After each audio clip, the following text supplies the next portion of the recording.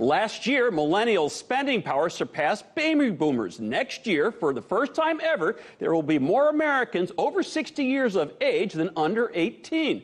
But those under 18s are on track to become the biggest consumer generation by 2020. By some estimates, this so-called Generation Z is already spending north of $100 billion with a B dollars a year.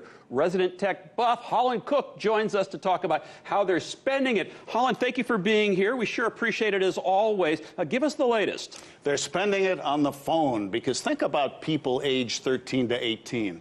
They have never known that modem screech. We used to plug the phone into the computer, dial up AOL at 14.4K. These kids grew up with a high-speed wireless internet, smartphones, social networking, and and the figure stuns me. We have research from the Center for Generational Kinetics.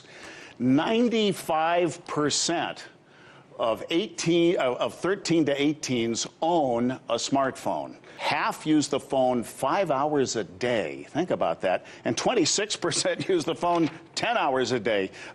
Generation Z, females more than males. So they're shopping where they're doing everything else on the phone. God, it makes me think of a story we did last week about Tencent, the video game folks that say they're going to limit gaming to an hour if you're under 12 and to 2 hours if you're 13 to 18. I mean, 5 hours on the phone. I mean, and these are going to be adults pretty soon, so I guess you can't put restrictions on them. Staring at it. Yeah. Crazy. Now, you and I were speaking earlier about a phrase that I had not heard before, showrooming, which I guess means you can go to a brick-and-mortar store and touch and feel things. And Apple has stores, but where are these Gen Z folks? Where are they shopping? Online? Are they showrooming it? This is the bane of the brick-and-mortar retailers, where you go play with the object, and then while you are in the store, you buy it from somebody else on your phone. I've done this, I must confess. And a lot of these kids might be doing that, but that's the last stop on their shopping trek because they talk to each other. And they are cognizant of what we call the influencers. Their most trusted ad medium, believe it or not, and again, this is according to the Center for Generational Kinetics, their most trusted ad platform is YouTube. These are children of the social media generation.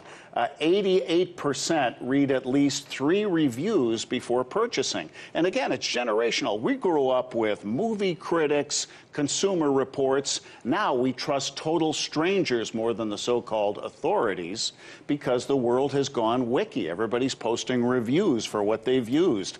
And influencers are influential. 46% of Gen Zs follow 10 or more influencers. Don't complain, they're probably following you. Or you. They're not all rock stars. They're not all athletes, although they are influencers as well, which is why product placement is so lucrative for them. These Gen Z females, especially prone to recommendations from the beautiful people. Thank you, Holland. I want to ask you one question. Coming up later in the week, you're going to tell us about some of the new gadgets out for Christmas. Can you give us any preview? I know you haven't looked at them all yet, but this is the time of year when we start thinking about it. I'm already packing for the massive, mind-boggling Consumer Electronics Show in Vegas right after the first of the year. It's a bazaar that is bizarre.